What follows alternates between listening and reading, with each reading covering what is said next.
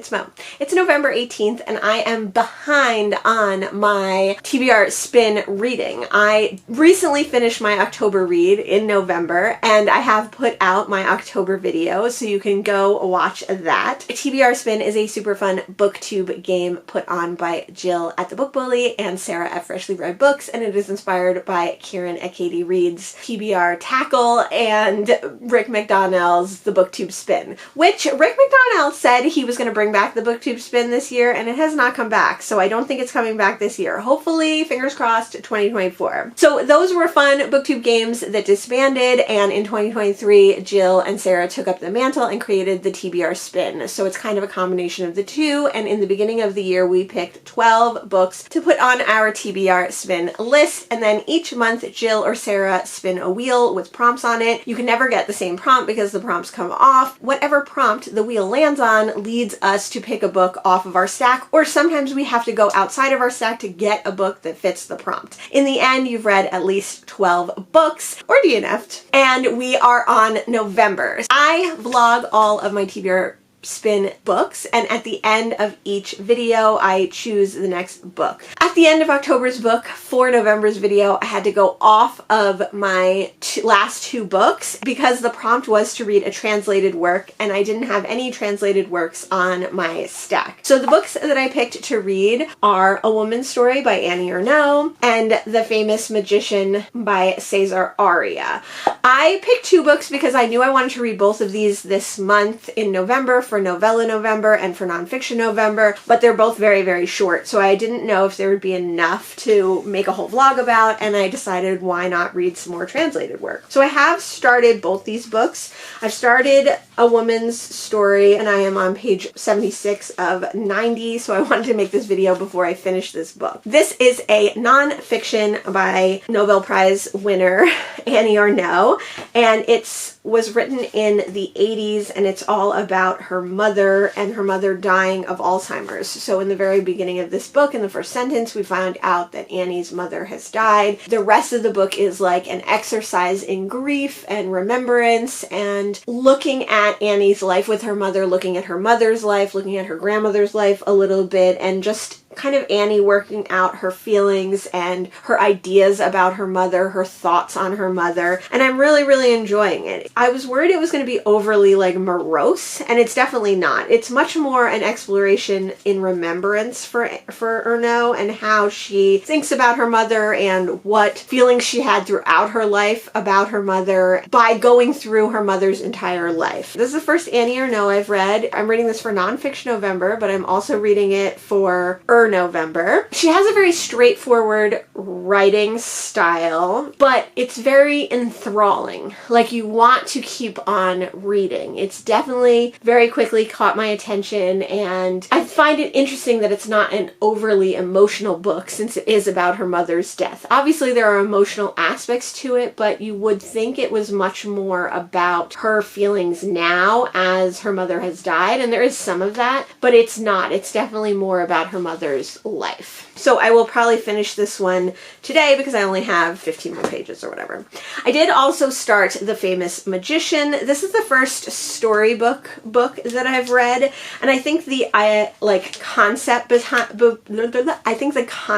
behind this publisher is that it's like a storybook but for adults, so you could go ahead and read it all in one section. I'm finding that difficult though because like there's no chapters, there's no breaks in this. There is dialogue, but it ends up being like these big pages of just blocks of text with like no breaks, no divisions, and you're kind of waiting to get to the dialogue so that it breaks it up a little bit. I am on page 22. And so far this one is about a 60-year-old writer. He has a little bit of writer's block, but he's pretty well known. He's pretty well off. He doesn't actually have to do anything anymore or write anything anymore, but he does wish that he could still write. And he is walking in the park one day where there is a bunch of outdoor booksellers, and he gets beckoned over by a man that he knows who he thought was kind of like a hanger-on. He's a little bit grungy. He's a little bit bit dirty. He's like seemingly homeless. This man asks our main character to go to a cafe with him, and he tells him that he's a magician, and he wants our main character to join him in his research and his development as a magician, and the rewards would be that our main character gets to be a magician as well. But the price that our main character has to pay is that he can never write again and he can never read again. So he has to forego and give up literature in every form for the rest of his life forever. I'm just at the point where he has talked to the magician and he's trying to decide. The magician's given him a deadline of a week, and in that week our main character has to decide what he wants to do, and our main character is trying to figure that out. So these are the two books that I am reading for this. I almost forgot to mention, this is a prompt about translation, so it's important to remember the translator. A Woman's Story is translated by Tanya Leslie. The Famous Magician is translated by Chris Andrews. At the end of this video, I will pick my next and last TBR Spin prompt. I hope Jill and Sarah continue this one because this is a very low stakes, easy yearly reading challenge. It's far more low stakes than TBR Tackle and the BookTube Spin. So even if those were to come back, or even if other yearly reading challenges were to pop up, it would still be very easy to do the spin as well, and I hope they continue it.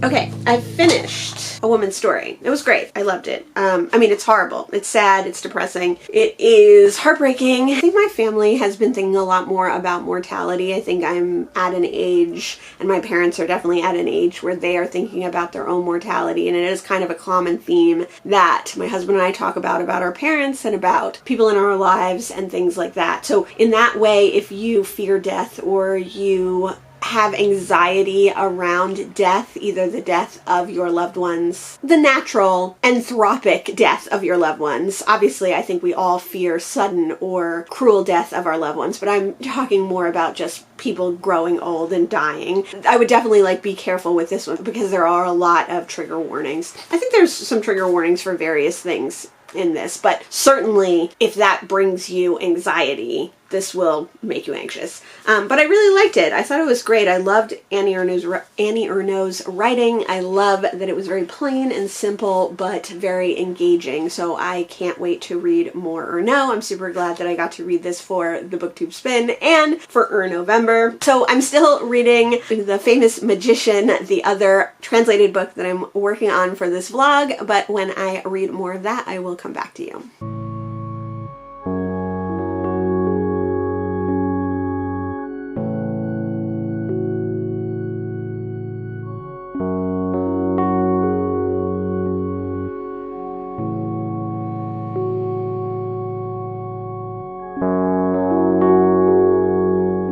November 25th, and I have finished The Famous Magician by Caesar. I've been saying Aria, but I think that's my dyslexia talking. I think it's Ira, like air in Spanish. And this one was really interesting. It took me a lot longer to read. I mean, for only being 60 or 80 pages, it took me a lot longer to read than I was expecting.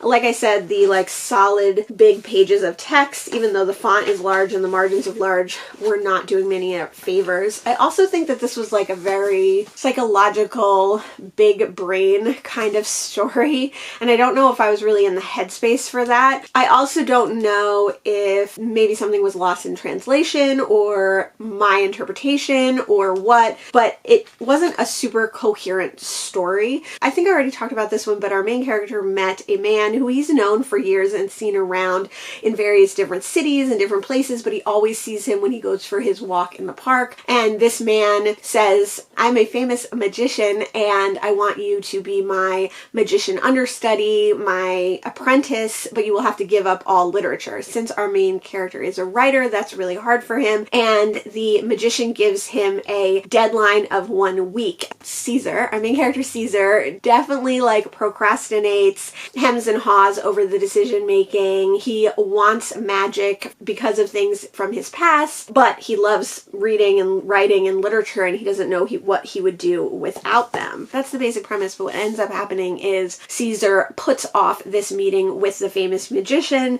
He puts off the decision making, and then various adventures ensues. The magician comes back to him at some point and kind of demands a price for putting him off. At the end of this book, it's kind of, I don't know, it's definitely like a metaphor for, or a simile of, or a fairy tale version of something. But like, I'm not exactly sure what it was. Sort of, it was like men not being able to make decisions and women having to come in and like clean up their messes, which was weird. It was sort of about the idea that each person thinks that everyone has something that they don't, and that you covet people's knowledge or skills or whatever without realizing what your own knowledge and skills have.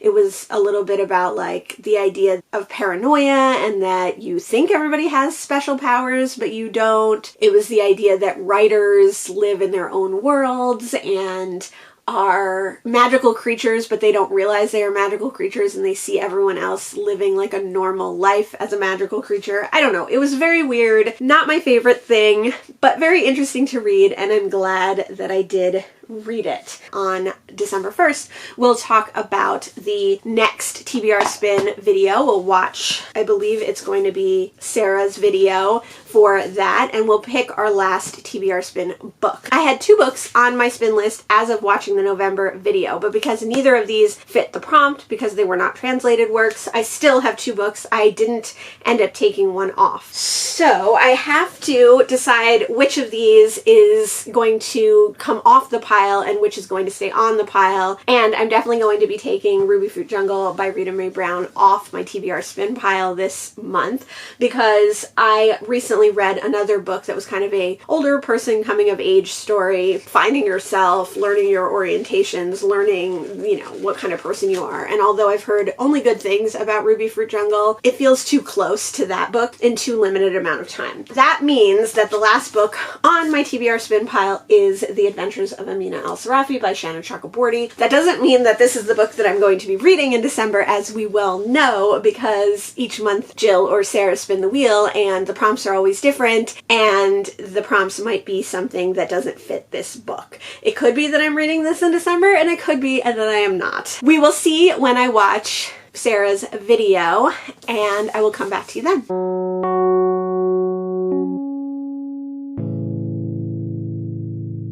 It is December 1st. It's time to watch the new prompt for TBR Spin. Let's go to Sarah's prompt. I'm hoping that she'll mention something about doing the spin again next year. I'm hoping that they do the spin again next year, but it has not been clear whether they are going to or not.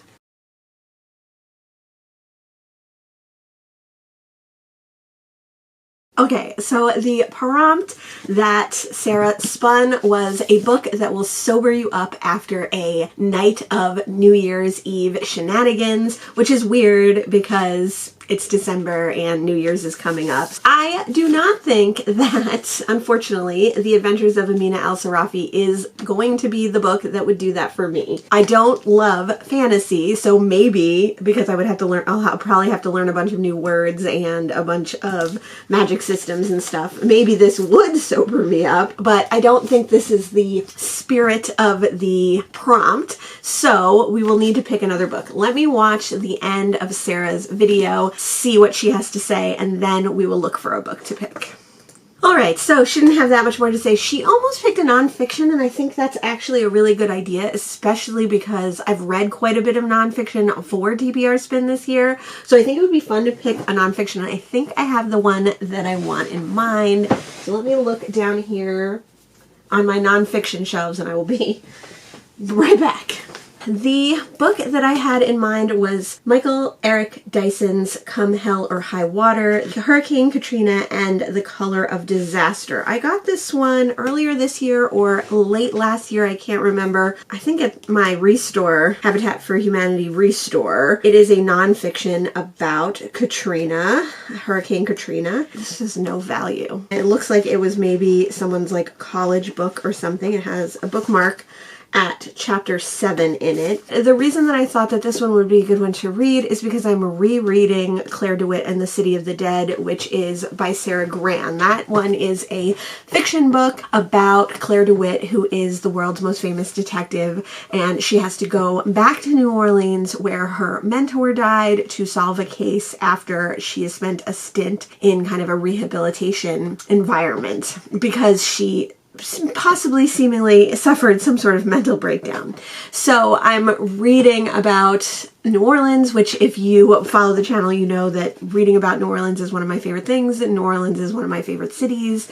I love New Orleans a great deal, and I very distinctly remember Hurricane Katrina watching from afar as that went down. So I think that a nonfiction would be a good one to read. Like I said, because I've read so much nonfiction in this TBR spin, it would be a nice way to kind of end the spin, end 2023. Sarah did say that they're going to do TBR Spin in 2024, so I'm super excited about that, especially if Rick McDonnell also brings back the BookTube spin. So, because they're very different. The one is kind of based on the other, but they're very different games, but they're both super fun and a good way to lower your TBR, and I'm definitely going to need that in 2024. I think those two would be really fun to do in conjunction with each other.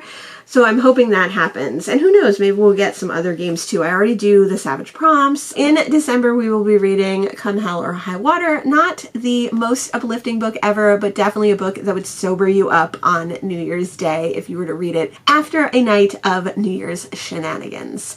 Let me know what you're reading for the TBR Spin, the final 2023 TBR Spin. Let me know if you're planning on participating in the TBR Spin in 2024. Thanks so much for joining me today, and I'll see you in the next one. Bye!